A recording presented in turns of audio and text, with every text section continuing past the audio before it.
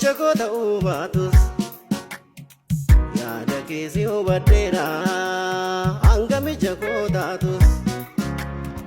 baay'ee sitti mufadheera akkamiin na shakkite ulaagaa akkamiin shakkee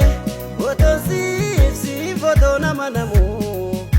hamaanaa ta'uu si argee.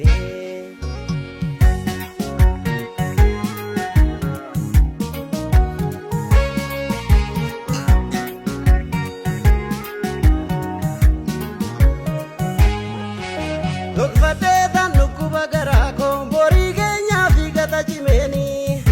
maraa beektaa suksuka garaa koo bahaa gala koo hunda sitti meenii maqaan naa ba'ee jaalalaan beekuu si caalchifadheen hundumatti boona otoon daangaa jaalala kee eegu hedaatina shakkaa turten gayoona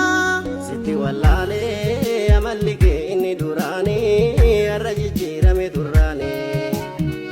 inni duraanii turena jaalatu dhugaanii na shakku feete bubbullaanii amma duraanii hangate jaalalli kaleessa walitti seeqna irra keessa ega fagaatee walamanuu sababa guuree amma namni sitti muuree soba seeseeqatu silkaan koo na dhagachuu dide garaan koo ega sinjallee mufachuun koo maaliin beekta gammachuu koo agana beektu subadheera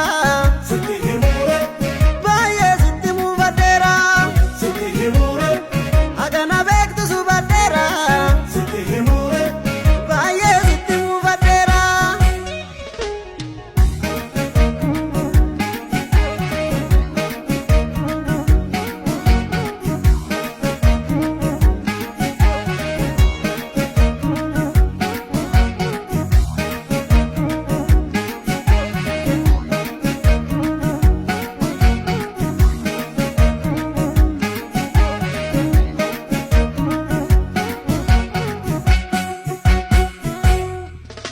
Jiruu koon jennee si jalan deema ragaasuma naaf siif dararamu koo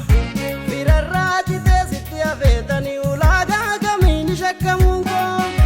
akkamiin anaaf mala shakkiini hiree firiyaa kiyya sitti daaree mufadhee na gaddite qalbiini maqaa keetaan jaalala abaaree sitti wallaalee amalli kee inni duraanii har'a jijjiirame turraanii inni duraanii turena jaalatu dhugaanii na shakku feete bubbullaanii